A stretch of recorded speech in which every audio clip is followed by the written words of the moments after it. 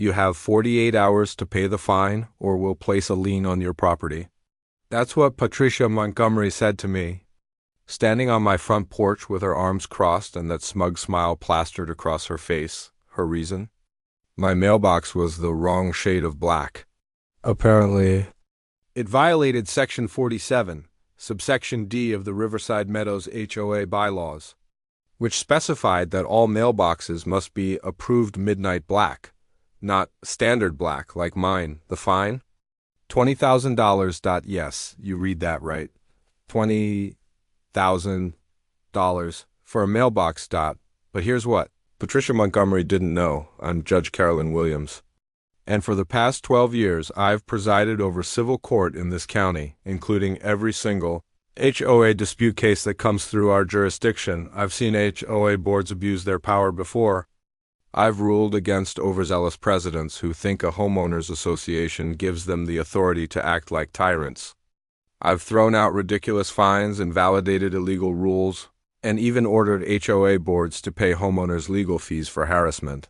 But I'd never been on the receiving end of HOA abuse until now, and Patricia Montgomery had just made the biggest mistake of her life. This is my story. Let me back up and explain how I ended up here. My name is Carolyn Williams. I'm 47 years old and I've been a judge for 12 years. Before that, I spent 15 years as a civil rights attorney, fighting for people who couldn't fight for themselves. I live alone. I never married. No kids. My career has been my life, and I've been okay with that. 6 months ago, I bought a small townhouse in Riverside Meadows, a quiet, middle-class neighborhood about 30 minutes outside the city. It wasn't fancy. No mansion. No gated estate. Just a simple 2-bedroom townhouse with a small front yard and a back patio. I chose Riverside Meadows specifically because it seemed peaceful. The kind of place where I could come home after a long day in court, pour myself a glass of wine, and actually relax. What I didn't realize was that Riverside Meadows was controlled by an HOA, and not just any HOA, one run by Patricia Montgomery, a woman who treated the neighborhood like her personal kingdom. Patricia was in her early 50s, with blonde hair always styled perfectly, designer sunglasses permanently perched on her head, and an expensive wardrobe that screamed, "I need you to know I have money." She'd been HOA president for 8 years. 8 years. Most HOA boards have term limits, but somehow Patricia had convinced the other board members to eliminate that rule. She lived in the largest house in the neighborhood, a sprawling 2-story with a 3-car garage and a front yard that looked like it belonged in a magazine. Her husband, Richard, was a surgeon. They had 2 adult children who'd both moved out of state, probably to get away from her. Patricia's entire identity revolved around being HOA president. She organized every neighborhood meeting. She personally inspected every property. She sent violation notices for the smallest infractions. A trash can left out 30 minutes too long. A Christmas decoration still up on December 26th. A car parked in a driveway overnight instead of in the garage. People in the neighborhood were terrified of her. I learned all of this from my neighbor, Margaret, a sweet 68-year-old retired teacher who lived in the townhouse next to mine. Just keep your head down and follow the rules exactly. Margaret had warned me the day I moved in. Patricia looks for any reason to fine people. She fined my friend Janet $5,000 because her rose bushes were growing 3 inches over the property line. That's insane, I'd said. Those fines can't be legal. Margaret had shrugged sadly. Most people can't afford to fight her. She has money for lawyers. We don't. I'd made a mental note to look into the HOA bylaws, but honestly, I'd been busy. Between my court cases and settling into my new home, I hadn't gotten around to it. Big mistake. It started small, 2 weeks after I moved in. I found a violation notice taped to my front door. Violation unauthorized property address, 1847. Riverside Meadows Lane violation. Trash cans visible from street after 7 p.m. on non-collection day fine. $150 payment due. Within 10 days, I stared at the notice in disbelief. I'd put my trash cans out the night before trash day, which is what normal people do. But apparently, the HOA rules stated that trash cans could only be placed at the curb after 6 a.m. on collection day and must be removed by 7 p.m. That same day, a 12-hour window. For trash cans, I crumpled up the notice and threw it away. I wasn't paying $150 for putting out my trash cans a few hours early. A week later, another notice appeared, second violation of NOTIC violation.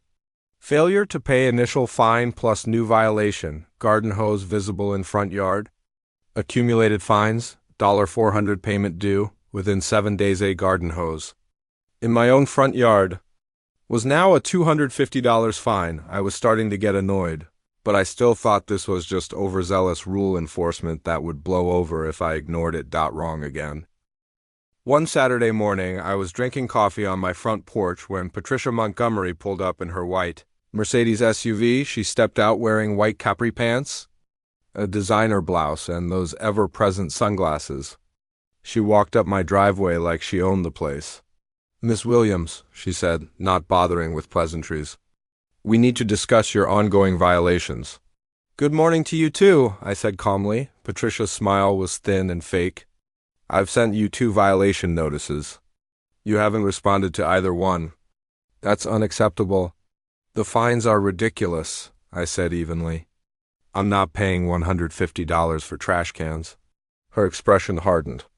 "The rules exist for a reason. They maintain property values and ensure our neighborhood remains desirable." "They exist so you can control people," I corrected. Patricia's eyes flashed with anger, but she composed herself. "I'm also here about your mailbox." I glanced at my mailbox. It was a standard black mailbox. "Nothing special?" "What about it?" "It's the wrong shade of black," Patricia said, as if this were the most obvious thing in the world. I actually laughed. "You're joking?" "I'm completely serious." Section 47. Subsection D of our bylaws specifies that all mailboxes must be painted and approved. Midnight Black Benjamin Moore Paint Code 2132-10. Your mailbox is clearly standard black. "That's a violation. You've got to be kidding me." "I don't kid about HOA rules, Ms. Williams." Patricia pulled out her phone and took a photo of my mailbox. "You have 2 weeks to replace it with an approved mailbox, or you'll be fined." "How much?" I asked, already knowing I wasn't going to like the answer. $5,000 for non-compliance with architectural standards. My jaw dropped. $5,000 for a mailbox. It's in the bylaws. Patricia turned to leave, then paused. "Oh, and since you haven't paid your previous fines, those have now escalated to $800 with late fees. I expect payment within 10 days or will be forced to take legal action." She walked back to her Mercedes and drove away, leaving me standing on my porch, furious. That afternoon, I did what I should have done the day I moved in. I pulled out the HOA bylaws and read them cover to cover. And what I found was shocking. The Riverside Meadows HOA bylaws were 127 pages long. Most HOA bylaws are 20 to 30 pages. This was clearly a document that had been added to and amended over years. Mostly during Patricia's reign as president, the rules were absurdly specific. Mailboxes must be approved midnight black. Benjamin Moore 2132-10.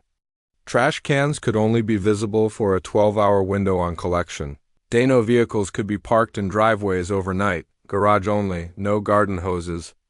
Tools or equipment visible from the street, no decorations, except during approved holiday windows, all exterior. Paint colors must be approved in writing by the board, no children's. Toys visible in yards after 6 p.m. No for sale. Signs larger than 12 by 18 inches, no basketball hoops. Trampolines or swing sets in front yards. The fines were even worse. First violation, $150. Second violation, $250. Third violation, $500. Fourth violation, $1,000. Major violations: architectural changes, unapproved paint colors, wrong mailbox, $5,000. Continued non-compliance, up to $20,000 plus legal fees. But here's what really caught my attention. There was no appeal process, none. The HOA board had absolute authority to issue fines, and homeowners had no formal way to dispute them except to sue the HOA in civil court. And here's the kicker. Buried in Section 94 was a clause that stated if a homeowner owed more than $10,000 in unpaid fines, the HOA could place a lien on the property and potentially foreclose. Patricia Montgomery had created a system where she could fine people into losing their homes. I sat back in my chair, my legal mind racing. This was a lawsuit waiting to happen. These bylaws likely violated state law in multiple ways. The fines were excessive and punitive. The lack of an appeal process denied due process. And the foreclosure clause was almost certainly unenforceable, but most people wouldn't know that. Most people would see an official-looking violation notice and either pay the fine out of fear or simply couldn't afford to hire a lawyer to fight it. Patricia Montgomery was a bully with a gavel, and I'd had enough. I decided to test Patricia. I didn't replace my mailbox. I didn't pay the fines. And I deliberately parked my car in my driveway overnight instead of in my garage. I wanted to see exactly how far she would go. 2 weeks later, I got my answer. A certified letter arrived from Henderson and Associates, attorneys at law, the law firm that represented the HOA. Final notice of violation. Dear Ms. Williams, you are in continued violation of Riverside Meadows HOA bylaws. Your accumulated fines now total $8,400 and continue to increase daily.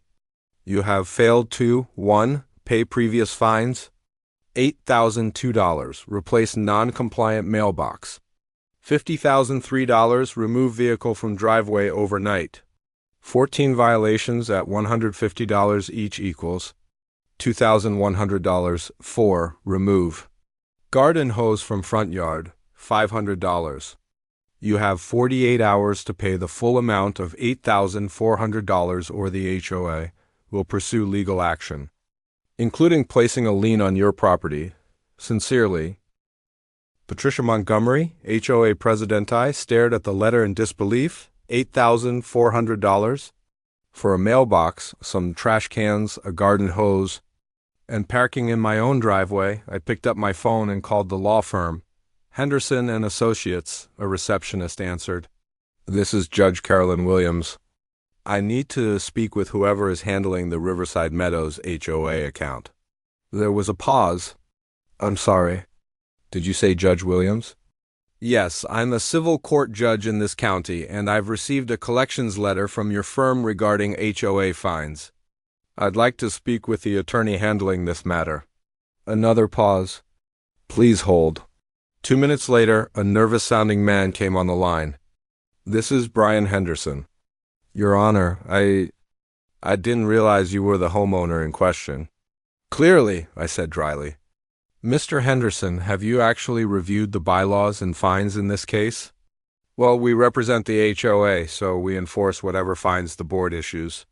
So you haven't reviewed them? I said. Mr. Henderson, I'm looking at these bylaws right now, and I can identify at least 6 ways they likely violate state law. The fines are excessive and punitive, the appeal process is non-existent, and this foreclosure clause is almost certainly unenforceable. Silence on the other end. Your Honor, Henderson finally said, I'm just following my client's instructions. Then I suggest you advise your client that if they pursue this further, I will not only fight these fines in court, I will countersue the HOA for harassment. And I will personally file a complaint with the State Attorney General's office regarding these illegal bylaws. More silence. I'll speak with Mrs. Montgomery, Henderson said quietly. You do that. I hung up. Chapter 6. Patricia Doubles Downey genuinely thought that would be the end of it. I thought once Patricia realized she'd picked a fight with a judge, she'd back down. I was wrong. 2 days later, Patricia Montgomery showed up at my door again. This time, she wasn't alone. She'd brought 2 other HOA board members with her. Kenneth Porter, a retired accountant, and Lisa Chun, a real estate agent. Miss Williams, Patricia said coldly, we're here to inform you that the HOA board voted unanimously to increase your fine to $20,000. I actually laughed. You can't be serious. We're completely serious, Patricia said. You've shown a continued pattern of disrespect for our community standards. Your refusal to comply with basic rules demonstrates that you don't belong in Riverside Meadows. I don't belong here, I repeated. Because of a mailbox? Because of your attitude, Patricia snapped. You think you're above the rules. You think you can do whatever you want. Well, this is my neighborhood and I won't tolerate it. I looked at Kenneth and Lisa. They both looked uncomfortable but said nothing. Patricia, I said calmly, do you know what I do for a living? She blinked. You work in the city. Some kind of office job, I assume. I smiled. I'm a judge. Specifically, I'm a civil court judge, and I handle HOA cases. The color drained from Patricia's face. Kenneth and Lisa both took a step back. You're a judge? Patricia stammered. I am, and I've been practicing law for over 25 years. So when I tell you that your bylaws are illegal, your fines are unenforceable, and you're about 30 seconds away from a lawsuit that will bankrupt this HOA, I'm not guessing. I'm speaking from professional experience. Patricia's mouth opened and closed like a fish. Now, I continued, you have two options. Option 1. You drop these ridiculous fines, revise your bylaws to comply with state law, and we all move on with our lives. Option 2, you push this forward, I take you to court, I win, and then I file a formal complaint that results in a state investigation into every single fine you've issued over the past 8 years. I paused. Your choice. Patricia's face went from pale to red. You're threatening me? I'm informing you of the consequences of your actions, I corrected. There's a difference. This isn't over, Patricia hissed. She turned and stormed off. With Kenneth and Lisa hurrying after her, I closed the door and sighed. I'd really hoped to avoid court. But Patricia Montgomery had just made it clear. This was going to war. Chapter 7, the LAWSUIT, the next morning.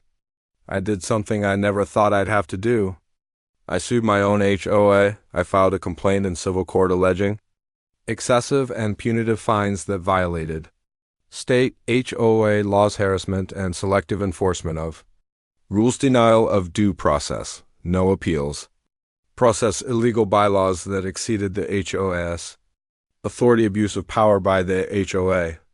President, I also filed a motion for a temporary restraining order preventing the HOA from placing a lien on my property while the case was pending within 48 hours. The case was assigned to Judge David Morrison, a colleague of mine who'd been on the bench for 20 years. When I saw the assignment, I almost laughed. David was one of the toughest judges in the county when it came to HOA abuse cases. Patricia had picked the worst possible fight. The hearing was scheduled for 2 weeks. Later, Chapter 8, the ARING on the day of the hearing, I walked into the courtroom wearing my usual professional attire, a navy suit, simple jewelry, and my courthouse ID badge clearly visible. Patricia Montgomery was there with her lawyer, Brian Henderson, the same attorney who'd sent me the collections letter. She was dressed like she was going to a country club luncheon, and she looked confident, too confident. Judge Morrison took the bench. Good morning. We're here for the case of Williams v. Riverside Meadows, HOA. Miss Williams, you're representing yourself? Yes, Your Honor, I said. And Mr. Henderson, you're representing the HOA? Yes, Your Honor. Let's proceed. Miss Williams, this is your motion. Please state your case. I stood. Your Honor, I'm asking this court to issue a temporary restraining order preventing the HOA from placing a lien on my property, and to declare that the fines issued against me are excessive, punitive, and unenforceable under state law. I laid out my case methodically. The fines were grossly disproportionate to the alleged violations. The bylaws contained illegal provisions. There was no appeals process. Patricia Montgomery had a pattern of selective enforcement. I submitted the bylaws, the violation notices, and the $20,000 fine letter as evidence. Judge Morrison reviewed the documents, his expression growing darker with each page. Mr. Henderson, he finally said, your client fined Ms. Williams $5,000 for a mailbox? Henderson cleared his throat nervously. Your Honor, the bylaws clearly state. I can read the bylaws, counsel, Judge Morrison interrupted. What I'm asking is whether you seriously believe a $5,000 fine for a mailbox color is reasonable. The HOA board determined. I'll take that as a no. Judge Morrison turned to Patricia. Mrs. Montgomery, you're the HOA president? Patricia stood, smiling confidently. Yes, Your Honor, and I'd like to say that Ms. Williams has shown complete disregard, Mrs. Montgomery. I'm going to stop you right there, Judge Morrison said. Do you know what Ms. Williams does for a living? Patricia's smile faltered. She works in the city. She's a judge, Judge Morrison said flatly. She sits in the courtroom right next to mine. She's been on the bench for 12 years. And you fined her $20,000 for a mailbox and some trash cans. The courtroom went completely silent. Patricia's face went white. I didn't know ... clearly. Judge Morrison looked back at the documents. Mrs. Montgomery, these bylaws are some of the most egregiously overreaching HOA rules I've seen in 20 years on the bench. You've created a system designed to extract money from homeowners through excessive fines for trivial violations. Your Honor, we're just trying to maintain property values. You're trying to maintain control? Judge Morrison corrected. And you picked the wrong person to bully. He looked at Henderson. Mr. Henderson, I'm granting Ms. Williams' motion. The HOA is prohibited from placing any lien on her property. Furthermore, I'm declaring that all fines issued to Ms. Williams are vacated. Your Honor, Henderson tried to object. I'm not finished, Judge Morrison said sharply. I'm also ordering the HOA to pay Ms. Williams' legal fees, which, given that she represented herself, will be calculated at the standard attorney rate of $350 per hour for all time spent on this case. Patricia looked like she might faint. Additionally, Judge Morrison continued, I'm referring this matter to the State Attorney General's office for investigation into whether this HOA's bylaws and fine structure violate state consumer protection laws. They'll be contacting you, Mrs. Montgomery. He banged his gavel. We're adjourned. The story spread through Riverside Meadows like wildfire. By that evening, every homeowner in the neighborhood knew that Patricia Montgomery had tried to fine a judge $20,000 and had been destroyed in court. My neighbor Margaret knocked on my door that night, tears in her eyes. Carolyn, she said, you have no idea what you've done. Patricia has been terrorizing this neighborhood for 8 years. People have been too scared to fight back. But you did? You stood up to her. I just didn't want to pay for a mailbox I didn't need, I said honestly. Margaret laughed through her tears. You're a hero. Over the next week, I received dozens of thank you notes from neighbors. People I'd never even met stopped me to shake my hand. One elderly man told me Patricia had fined him $3,000 for planting the wrong type of roses. But the biggest change came at the next HOA meeting. 40-7 homeowners showed up, the largest attendance in the neighborhood's history, and they all had one demand: Patricia Montgomery needed to resign. Patricia tried to defend herself. She insisted she'd only been enforcing the rules. She claimed she'd been trying to protect property values. Nobody was buying it. You fined me $800 because my Christmas wreath was still up on December 27th, one woman said. You threatened to foreclose on my house because I planted tomatoes in my front yard, another homeowner added. You've been using this HOA like your personal dictatorship. Someone else shouted. The vote was unanimous. Patricia Montgomery was removed as HOA president. Effective immediately, she left the meeting in tears, with her husband Richard following silently behind her. Chapter 10. The Ion Vai Estige Ion. Months later, the State Attorney General's office completed their investigation into the Riverside Meadows HOA. Their findings were damning. The HOA had issued over $2.3 million in fines over 8 years. 73% of those fines were for violations worth less than $500 the bylaws contained. 34 provisions that violated state law. Patricia Montgomery had personally profited by steering homeowners to specific contractors for repairs in exchange for kickbacks. The Attorney General's office ordered all fines issued in the past 8 years be reviewed and refunded if excessive. The HOA bylaws be completely rewritten to comply with state law. Patricia Montgomery be permanently banned from serving on any HOA board in the state. The pay a $50,000 fine to the state. Additionally, 12 homeowners, including Margaret, filed a class action lawsuit against Patricia and the HOA board for harassment and illegal fines. Patricia and Richard quietly put their house up for sale. 3 months later, they moved out of state. Nobody in Riverside Meadows was sad to see them go. 1 year later, Riverside Meadows is a completely different place. The new HOA board, which I declined to join, though they asked, rewrote the bylaws. The new rules are simple, reasonable, and actually designed to help the neighborhood rather than control it. Fines still exist, but they're proportional: $25 for trash cans left out too long, $50 for unkempt lawns. And there's now a formal appeals process. My mailbox is still standard black. Nobody cares. Margaret planted her roses wherever she wanted. The elderly man grew his tomatoes in peace. Kids play basketball in their driveways. It's the neighborhood I thought I was moving into in the first place. As for me, I'm still a judge. I still handle HOA cases. And every single time an HOA lawyer walks into my courtroom, I make absolutely sure they understand one thing: HOAs exist to serve homeowners, not the other way around. And if you abuse that power, I'll make sure justice is served, because that's my job. And unlike Patricia Montgomery, I actually know what I'm doing.